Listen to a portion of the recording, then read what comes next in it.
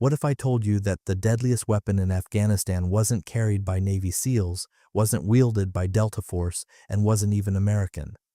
What if the gun that made Taliban commanders radio warnings to their fighters, the weapon that turned five-man patrols into unstoppable killing machines, was something most people have never even heard of? October 2007, Uruzgan Province.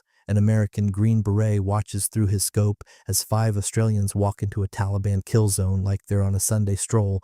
No armor, no backup, just beards, cut-down gear, and one man carrying what looks like a regular machine gun, except it's not regular, not even close. What he's witnessing will rewrite everything he thought he knew about modern warfare. The Taliban had a name for it: the Devil's Saw. The weapon that punched through mud walls like paper, that turned covered positions into graves, that made insurgent fighters abandon entire valleys rather than face it, and the men who carried it, they weren't superhuman. They were something more terrifying. They were professionals who discovered that sometimes the difference between coming home and coming home in a box is 3 extra kilograms of Belgian-engineered fury. This is the story of the FN Maximi in 7.62 NATO, the gun that became Australia's secret weapon, the beast that American special forces tried to copy but could never quite master, the machine that saved countless lives while destroying everything in its path. You think you know what happened in Afghanistan? You don't, because what I'm about to show you never made the news, never appeared in official reports, and was deliberately kept quiet by people who understood that some tactical advantages are too valuable to share. Stay with me, because by the end of this video, you'll understand why one American operator wrote in his classified report that watching the Australians employ this weapon was like witnessing a war crime in real time. Why Taliban intercepts specifically warned fighters about the bearded ones with the big guns, and why to this day, veterans who carried the Maximi won't talk about certain missions without that 1,000-yard stare creeping into their eyes. This isn't just about a gun. This is about the men who turned it into a legend, and trust me, what they did with it will shock you. The American Green Beret couldn't believe what he was seeing through his spotting scope. Down in the Wadi, 5 Australians were moving through a Taliban kill zone like they owned it. No armor, no heavy weapons team, just 5 bearded ghosts and cut-down plate carriers, and one of them was carrying what looked like a regular belt-fed machine gun like it was a goddamn carbine. That was October 2007, Uruzgan Province, and the weapon that caught his eye would become legendary among those who knew. The FN Maximi in 7.62 NATO, not the standard 5.56 version that every other NATO force was humping, the heavy variant, the one that turned a support weapon into a portable apocalypse. The Taliban called it the Devil's Saw. The SASR operators who carried it had simpler names: the Pig, the Shredder, the thing that kept us alive. This isn't a story about a gun. This is about why the most elite soldiers in the Australian military chose to carry an extra 3 kilograms of fury into the most dangerous valleys on Earth, and why that choice became the difference between coming home in a Hercules or a body bag. But that's just the surface. What happened in those valleys would rewrite the rulebook on machine gun employment. The green zone of Uruzgan Province wasn't like the deserts you see in movies. It was a claustrophobic nightmare of pomegranate orchards, marijuana fields taller than a man, and irrigation ditches that turned every patrol into a maze. The walls were called cavaliers, thick mud brick structures that could stop a 5.56 round cold. The vegetation was so dense that thermal optics became nearly useless, and the Taliban knew every centimeter of it. Standard operating procedure for most coalition forces was simple: don't go in there, call in air support, level the compound, move on. But the SASR didn't have that luxury. Their mission profile was different: reconnaissance, direct action, high-value target interdiction. That meant going into the green zone, into the orchards, into the compounds where the Taliban felt safest, and it meant doing it with patrol sizes that would make a U.S. Army infantry platoon leader laugh in disbelief. 4 to 6 operators. That was standard, sometimes 8 if they were hitting a major target. Yet the numbers told only half the story. The real nightmare was still coming. Compare that to the 30 to 40 soldiers a U.S. unit would bring for the same mission. The math was brutal and simple. When the ambush came, and it always came, You couldn't win by firepower alone. You won by violence of action and the ability to make your enemy believe you had 50 men when you only had 5. That's where the Maximi entered the equation. The weapon itself was born from a marriage of Belgian engineering and Australian desperation. FN Herstal had designed the Minimi as a squad automatic weapon in 5.56 NATO back in the 1970s, lightweight, reliable. The US adopted it as the M249SAW, and it became ubiquitous across coalition forces. But the Australians saw something else. They saw a platform that could be scaled up.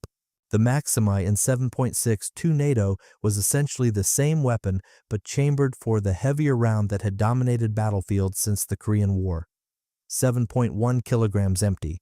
Add a 100-round belt in a soft pouch, and you were carrying almost 10 kilograms total. For comparison, the FN Mag 58, the standard general-purpose machine gun, weighed over 11 kilograms empty and required a 2-man team to operate effectively. The Maximi was a one-man weapon system that hit like a crew-served gun, and then the physics became poetry. Deadly, brutal poetry. The specifications don't tell you why it mattered. The physics do. A 5.56 NATO round travels fast and flat, excellent for open terrain and lighter targets. But when it hits thick vegetation, it destabilizes. Branches deflect it, leaves slow it down. By the time it reaches a target behind cover, it's lost most of its energy.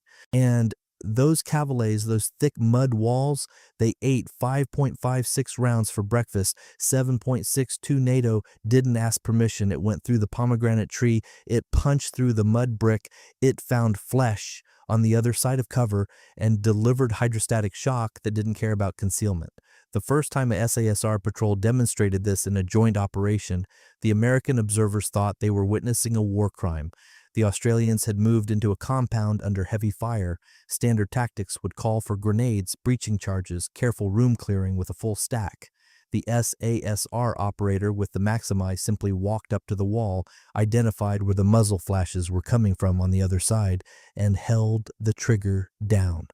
7.62 rounds cycled at approximately 750 rounds per minute. The wall didn't stand a chance. Neither did the 3 Taliban fighters behind it. What came next shocked even the hardened Special Forces veterans watching. When the Australians breached 30 seconds later, the room was already clear. The weapon had done the work of an entire assault team. The American observer from 5th Special Forces Group wrote in his after-action report that the Australians had discovered a new form of urban warfare. He was wrong. They just rediscovered the oldest truth of combat. Overwhelming violence applied precisely and without hesitation wins fights. But carrying the Maximi came with costs that weren't listed in the technical manual. 7.1 kilograms doesn't sound like much until you're on day 4 of a patrol in 45-degree heat, until you've climbed 3,000 meters of elevation with that weight pulling at your shoulder, until you've done a vehicle rollover and had to sprint 200 meters to cover while Taliban PKM fire chews up the dirt around your boots. The SASR operators who carried it developed a particular walk, a lean to the left to compensate for the weapon slung on the right, shoulders that sat differently than other soldiers, and hands that were perpetually stained black from gun oil and carbon fouling because the Maximi demanded constant maintenance in the Afghan dust. There was also the ammunition consideration. 100 rounds of 7.62 link weighs approximately 3 kilograms, but weight was just the beginning of what this weapon demanded from its operators. Most Maximi gunners carried at least 400 rounds into a contact. That's 12 additional kilograms on top of the weapon, water, grenades, medical supplies, and personal ammunition. You weren't just carrying a machine gun, you were carrying the ability to sustain a firefight that might last 30 minutes or 3 hours. The Taliban learned quickly which Australian to target first. The bearded one with the biggest gun, the one who could turn their covered positions into Swiss cheese. Insurgent radio intercepts from 2008 and 2009 repeatedly mentioned the Australian saw gunners specifically. They were priority targets, worth exposing yourself to eliminate. But targeting them and ending them were different propositions entirely. The SASR selection course has a saying, if you can't carry the weight, you don't get the badge. The men who carried the Maximi weren't just strong. They were the kind of strong that doesn't exist in civilian gyms. Farm boy strong, decade of military training strong, the kind that comes from carrying sandbags in Darwin humidity and running 30 kilometers with full kit in the Shoalwater Bay training area. And they were violently protective of their weapon. Then came the moment that changed everything about how Americans viewed Australian tactics. An American SEAL who did a joint operation in 2009 described watching an SASR gunner clean his Maximi for 90 minutes after a contact that lasted less than 10. Every component disassembled, every surface inspected, the bolt carrier group gleaming like it had just left the factory. When asked why he spent so much time on maintenance, the Australian replied simply, "This thing keeps my mates alive, I owe it that much." The attachment went both ways. The weapon became an extension of the operator. They knew its balance point, its recoil pattern, exactly how many rounds they could fire before a barrel change became necessary. Some operators even modified their weapons, adding Trigicon ACOG optics for precision fire beyond 300 meters, or Elkin Spectre DR sights that allowed rapid switching between close quarters and distance engagement. The standard doctrine for machine gun employment called for sustained suppressive fire, spray and pray, keep the enemy's heads down while the rifles do the real work. The SASR threw that doctrine in the trash. They used the Maximi like a scalpel, precise bursts, identified targets. The goal wasn't suppression, it was elimination, and what they eliminated would haunt Taliban commanders for years to come. A British SAS operator who worked alongside SASR in Helmand province described it as surgical violence. The Australians would identify a firing position, put exactly enough rounds into it to neutralize the threat, then move to the next target. No wasted ammunition, no spray and pray, just cold, calculated lethality delivered at 750 rounds per minute. This required an entirely different mindset. U.S. machine gunners were taught to provide suppressive fire in 6 to 9 round bursts. The SASR taught their gunners to fire in controlled pairs and triples when possible, only opening up to sustained fire when the tactical situation demanded it. This wasn't just about ammunition conservation, it was about maintaining situational awareness. Every second you're holding the trigger is a second you're not scanning for new threats. The training regime reflected this philosophy. While U.S. SAW gunners might fire 10,000 rounds in a year of training, SASR Maximi operators were putting 20 to 30,000 rounds downrange. They trained until the weapon's manipulation became unconscious. Load, fire, assess, reload, and clear malfunction, all without taking their eyes off the target area. But training could never fully prepare them for what waited in the Kora Valley. The malfunctions were real.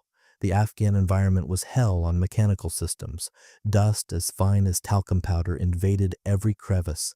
Temperature swings from near freezing at night to 50 degrees Celsius in the sun, moisture from irrigation ditches.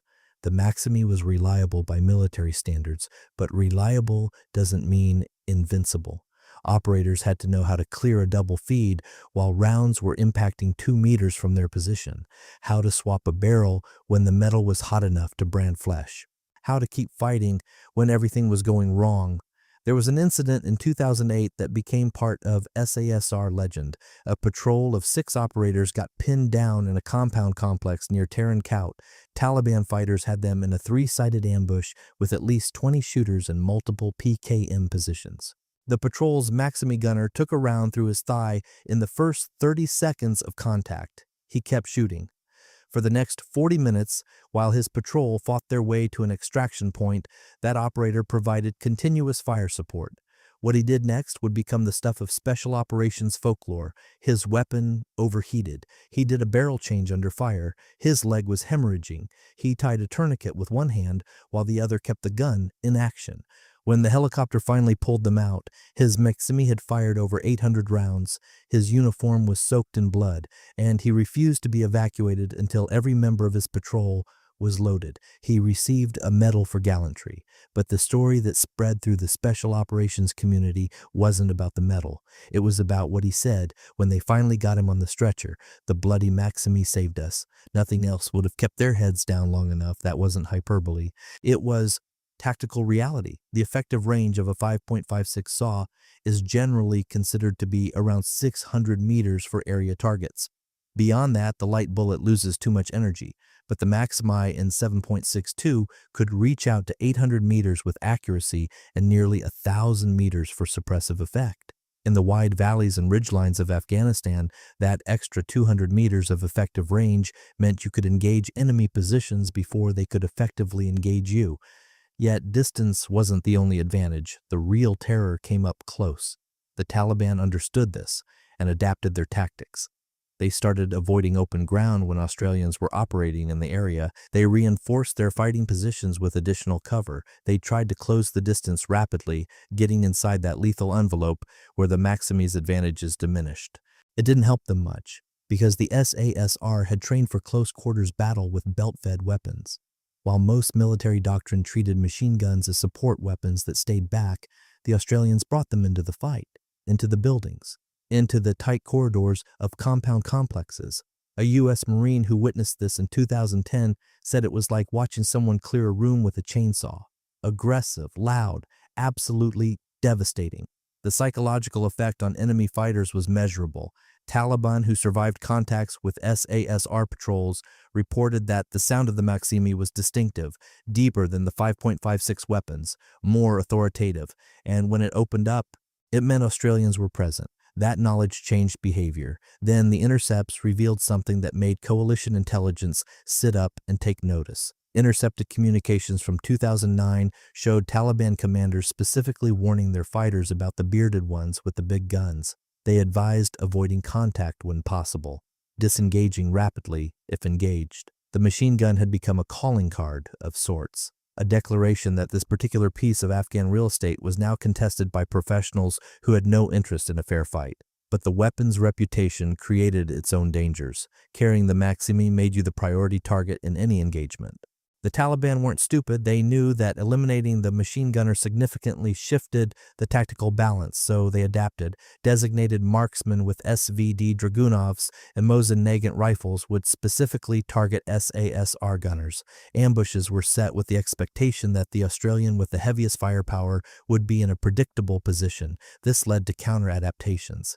SASR patrols started varying who carried the Maximi, sometimes the point man, sometimes the tail-end Charlie. The weapon moved through the patrol order unpredictably. They also cross-trained extensively. Every operator could run the Maximi if the primary gunner went down, because the one thing they couldn't afford was silence, and silence nearly came. In Shah Wali Kot, there were firefights where the Maximi changed hands 3 times as operators were wounded or needed to maneuver. The gun kept firing. That continuity of violence was doctrine. The moment you let the enemy breathe, you lose initiative. The Maximi was the boot on the throat. It didn't lift until the fight was finished. The modifications operators made to their weapons reflected individual preferences and hard-won experience. Some preferred the Trigicon ACOG for its durability and simple reticle. Others swore by the Elkin for its variable magnification. A few old-school operators stuck with iron sights, claiming that optics were just one more thing to break. Barrel selection was another point of customization. The Maximi came with a standard barrel, but some operators carried a spare heavy barrel for sustained fire missions. The trade-off was weight versus capability. An extra barrel added another kilogram to an already heavy load, but it meant you could maintain fire rates that would melt a standard barrel. Ammunition selection also varied by mission profile. Standard ball ammunition for most operations. Tracer rounds mixed in at ratios ranging from 1 in 5 to 1 in 10, depending on whether you wanted the psychological effect of visible fire or preferred to keep your position concealed. But the real innovation came from necessity, not choice, and necessity was about to get brutal. Some operators carried a belt of armor-piercing rounds for specific scenarios where they expected hardened targets. The soft ammunition pouches were another area of innovation. The standard military issue pouches worked, but they were bulky and awkward. Operators experimented with custom chest rigs that held multiple 100-round belts in configurations that allowed faster reloading. Some used modified climbing harnesses. Others adapted civilian hunting gear. Whatever worked, they kept. Everything else got discarded after the first real contact. Water was always a consideration. The Maximi didn't need water to function, but the operator did. Carrying 15 kilograms of weapon and ammunition in Afghan heat meant consuming 4 to 6 liters of water per day minimum. more during contacts when adrenaline and sustained firing positions drove heart rates through the roof. Every liter of water was another kilogram. The math was brutal. Protection or hydration, ammunition or water. There were never easy answers, and the answers got harder when the temperatures hit 50 degrees in the Helmand summer. Medical loads were adjusted to compensate. SASR operators carried less individual medical gear than their U.S. counterparts, trusting that their patrol medic had the serious supplies. This freed up weight for ammunition and water. It was a calculated risk based on the philosophy that the best trauma care is not getting shot in the first place, and the Maximi helped ensure that outcome. The weapon's sound signature became a psychological warfare tool. The distinct report of 7.62 fire at high cyclic rates was unmistakable. Villages learned to recognize it. When that sound echoed through the valleys, civilians knew to stay inside. Taliban knew to decide very quickly whether to fight or fade away. The sonic announcement of Australian presence shaped the battlefield before the first round impacted. There were instances where SASR patrols used the Maximi specifically for psychological effect. Firing demonstration bursts into pre-identified safe zones to announce their presence, letting the sound carry across the valley. The message was clear. We're here, we're armed, we're not going away. And sometimes that was enough to prevent a fight. Sometimes it triggered the kind of violence that made headlines. Other times, it drew the enemy in, which was exactly what the patrol wanted. The concept of fighting in the green zone required completely different tactics than desert warfare. The U.S. had learned this lesson painfully in Iraq's urban centers, but Afghanistan's agricultural areas presented unique challenges. The vegetation was dense enough to conceal movement, but not thick enough to provide real ballistic protection. The irrigation ditches created natural trenches and fighting positions. The cavaliers funneled movement into predictable patterns. Standard U.S. tactics called for overwhelming force. Bring enough soldiers that the enemy couldn't possibly win. The SASR didn't have that option. Their patrol sizes were too small, so they relied on superior firepower from individual weapon systems and superior tactical movement. The Maximi provided the firepower. Training provided the movement skills. A typical SASR patrol moving through green zone would look insane to conventional forces, spread out beyond normal distances, moving fast through terrain that invited ambush. And then the ambush came. It always did. But this time, it was different. Weapons up and scanning constantly. And the Maximi gunner positioned where he could rapidly swing fire across the widest possible arc. Not at the back of the formation where doctrine said support weapons belonged. Right in the middle where he could influence the fight immediately. When contact came, and it always came eventually, the response was instantaneous. The patrol would either collapse into a tight defensive position or aggressively assault through the ambush, depending on the tactical situation. Both options required the Maximi to immediately suppress identified threats while the rifles maneuvered. Suppress didn't mean spray randomly. It meant putting accurate fire on enemy positions fast enough that they couldn't effectively shoot back. This was where the weapon's characteristics shined. The 7.62 round had enough mass to maintain stability through vegetation. Unlike 5.56, which deflected off branches, the heavier bullet powered through. An enemy fighter behind a tree line wasn't safe. A fighter in a ditch wasn't protected. The Maximi found them and dealt with them, but what it found in Tarin Kowt would test every operator to their absolute limit. The Taliban adapted again. They started using deeper covered positions, fighting from inside buildings rather than outside them, using thicker walls and more substantial barriers. Every adaptation bought them a little more time, but time was all it bought. The Maximi kept evolving too. Operators learned to read terrain differently. Where was hard cover versus concealment? What could stop 7.62 and what only looked like it could? A mud wall 2 feet thick was real protection. A marijuana field was just vegetation waiting to be shredded. The ability to instantly assess what was cover and what was concealment became a survival skill. There was also the brutal efficiency of ammunition expenditure. U.S. doctrine emphasized conservation. A SAW gunner who burned through all his ammunition was considered poorly trained. The SASR looked at it differently. If expending 400 rounds in 3 minutes meant your patrol walked away intact, that was a bargain. Ammunition could be resupplied. Dead operators couldn't. Yet the resupply convoys faced their own nightmare. one that nearly broke the entire system. This led to some alarming moments for coalition logistics officers. SASR patrols would come back from multi-day operations having expended thousands of rounds of 7.62 ammunition. The burn rate seemed insane compared to other units, but the casualty rates told a different story. The SASR had some of the lowest casualty rates per contact in Afghanistan. And the ammunition worked. Resupply became its own challenge. 7.62 link isn't as common as 5.56 in NATO supply chains. Getting enough ammunition forward to support SASR operations required dedicated logistics planning, helicopters flying in pallets of linked ammunition, vehicle convoys carrying nothing but bullets and water. The Maximi's appetite was legendary, and feeding it became a priority mission. There were patrols that had to cut operations short, not because of enemy action, but because they'd expended their 7.62 load. The weapon was only useful if it had ammunition to fire. Running dry in hostile territory with a 10-kilogram paperweight wasn't acceptable, so planning factors were adjusted. More ammunition carried per operator, more frequent resupply windows. But even perfect planning couldn't prepare them for what happened in February 2009. The logistics tail grew to support the tactical head. The long-term physical effects on operators who carried the Maximi regularly were measurable. Chronic shoulder and back problems, knee issues from carrying the extra weight over broken terrain, hand and finger problems from the constant weapon manipulation. The SASR medical staff tracked these injuries and tried to mitigate them through better training and equipment adjustments. But there was no way to completely eliminate the cost. Carrying a 7-kilogram weapon plus ammunition in combat conditions for years meant accepting that your body would pay a price. The operators knew this and carried anyway. The alternative was being undergunned in a fight where being undergunned meant not coming home. Some operators rotated through positions in the patrol, carrying the Maximi for one deployment, then moving to a rifle for the next.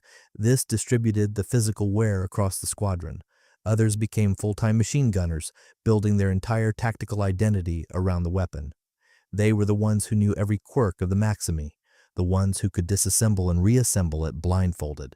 They were also the ones who carried the darkest secrets from the longest firefights, the ones the patrol trusted absolutely when things went wrong.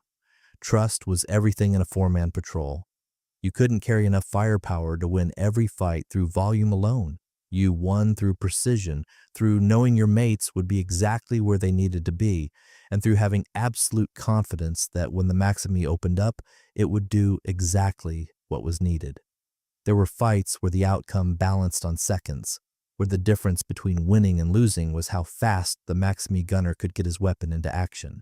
The Australian approach to load carriage meant that weapon was always ready, always accessible. You didn't need to unsling it from a complicated harness or unwrap it from protective covers. It was there, in your hands, ready to solve problems. This immediate availability saved lives repeatedly. Ambushes in Afghanistan weren't sporting events.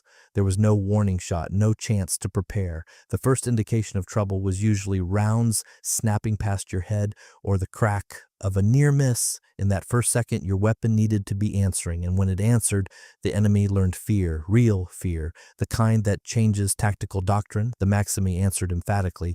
The tactics for breaking contact were particularly brutal.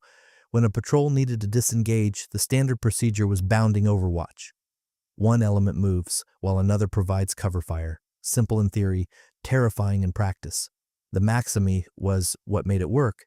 While half the patrol moved, the gunner would lay down such intense fire that the enemy couldn't effectively engage the moving element. Then roles reversed. Taliban fighters described this in intercepted communications as the Australian drum, the rhythm of movement and fire, the relentless pressure that gave them no chance to maneuver, and always the sound of the heavy machine gun dictating the tempo of the fight.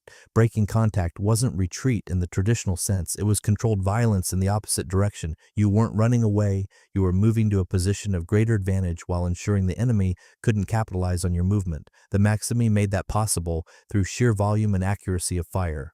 But volume alone wasn't enough when the enemy brought something unexpected, something that changed the rules. There were also offensive uses that pushed the boundaries of conventional tactics.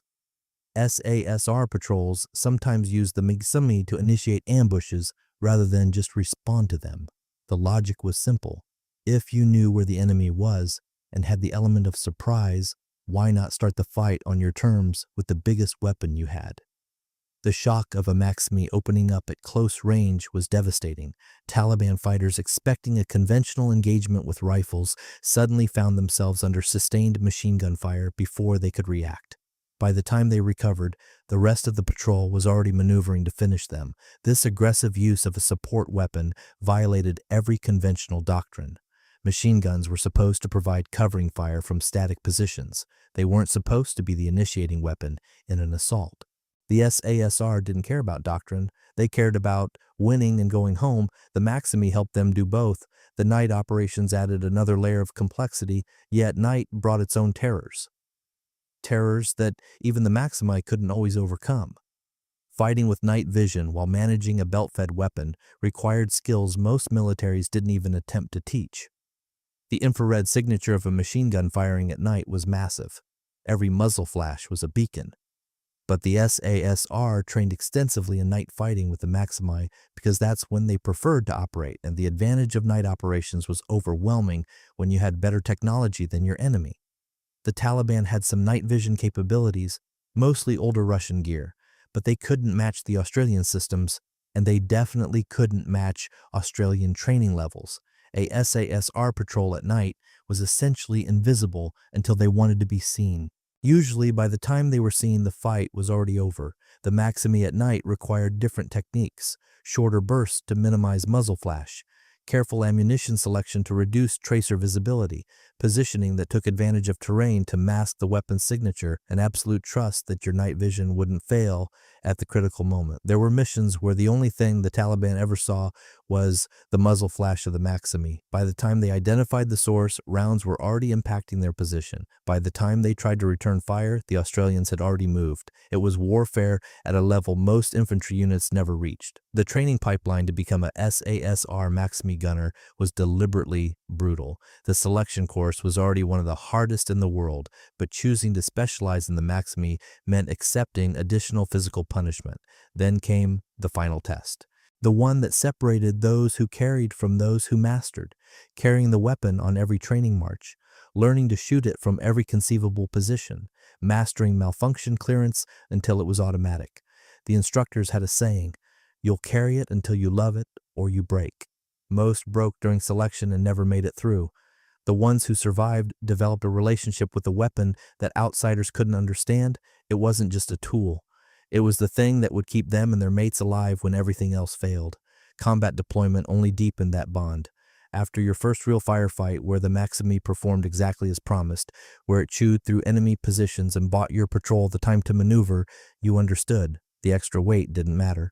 The physical punishment didn't matter. What mattered was that when you squeezed the trigger, your problems got solved at 750 rounds per minute. The weapon became part of the operator's identity. Other soldiers might talk about their rifles or their gear. SASR Maximi gunners talked about their weapon like a separate entity. She's running smooth today. She's hungry. She needs cleaning. The anthropomorphization wasn't sentimentality. It was recognition that this machine was a partner in survival, and the Maximi demanded respect. Treat it poorly, and it would malfunction at the worst possible moment. Neglect maintenance, and it would jam when you needed it most, but care for it properly, understand its quirks and limitations, and it would function flawlessly under conditions that would destroy lesser weapons. What happened in Kora Valley proved this beyond any doubt, beyond any argument. There was a particular incident in Kora Valley during 2007 that demonstrated this perfectly. A 4-man SASR patrol got caught in a running firefight that lasted over 6 hours. The Maximi gunner fired more than 2,000 rounds during that engagement. He did 3 barrel changes under fire. The weapon never malfunctioned once. When they finally extracted, the gunner's first action was to immediately begin cleaning his weapon, even though he was dehydrated and exhausted. His patrol commander had to order him to drink water first. That level of dedication wasn't unique. It was standard among SASR machine gunners. The weapon had earned their loyalty through performance under the worst possible conditions. They repaid that loyalty with meticulous care and absolute trust. The Maximi also became a teaching tool. New operators learned tactical patience through the machine gun. You couldn't just spray and pray. You had to identify targets, assess priorities, deliver exactly the right amount of fire to achieve the tactical objective. And those who failed to learn paid the price in ways that haunted the quiet veterans. This discipline carried over into every other aspect of special operations work. Patrol leaders learned to build tactics around the weapon's capabilities, where to position the gunner for maximum effectiveness, how to use the Maximi's firepower to shape the battlefield, when to hold fire, and when to unleash everything. The weapon became the anchor point around which the entire patrol's tactics revolved. The Taliban definitely noticed. Intelligence reports from multiple sources indicated that Afghan insurgents considered SASR patrols to be among the most dangerous coalition forces they faced. Not because of numbers, not because of air support, because of the individual lethality of each operator and the devastating firepower they could bring to bear from weapons like the Maximi. There were areas in Uruzgan province where Taliban commanders simply refused to operate when they knew Australians were active. The risk-to-reward ratio was too unfavorable. Fighting Americans or British might get you eliminated, but at least you had a chance. Fighting Australians with their heavy machine guns and aggressive tactics meant you were probably going to perish without accomplishing anything, but refusing to fight only delayed the inevitable. The Australians always came eventually. This reputation was built over hundreds of engagements across multiple deployments. Every time a SASR patrol walked into a Taliban stronghold and walked back out intact, the legend grew. And always, at the center of those stories, was the distinctive sound of the Maximi delivering judgment at cyclic rates. The weapon had transcended its role as equipment. It had become a symbol of Australian tactical philosophy, of the SASR's willingness to embrace unconventional solutions to conventional problems, of the understanding that sometimes the best defense is overwhelming offensive capability. The Americans eventually caught on. By 2010, U.S. Special Forces units were experimenting with similar concepts. Lighter machine guns, individual operators trained to employment standards previously reserved for crew-served weapons, the acknowledgement that in small unit operations every weapon needed to punch above its weight class. The Maximi had shown them the way, but the Australians had years of head start and combat experience that couldn't be replicated in training. Yet the greatest lesson wasn't tactical, it was philosophical, and it would reshape how Tier 1 units viewed firepower. They knew what worked. They'd proven it in the most unforgiving classroom imaginable, the green zones of Uruzgan province, the mountains of Uruzgan, the urban sprawl of Kandahar. Everywhere the SASR went, the Maximi went with them, and everywhere the Maximi spoke, the Taliban learned to listen. The weapon's legacy extends beyond Afghanistan.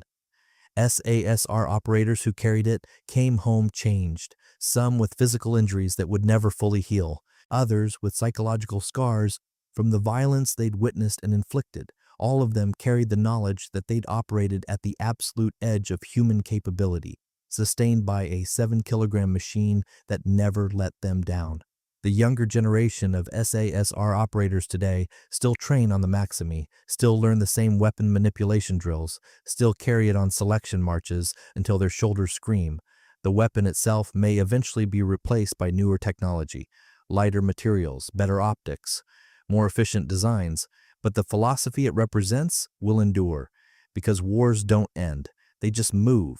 And when the next war comes, the lessons written in Afghan dust will matter.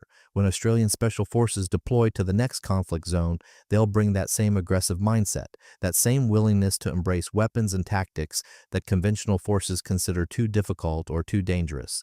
That same understanding that in small unit operations there's no such thing as overkill, there's only enough firepower to win and come home.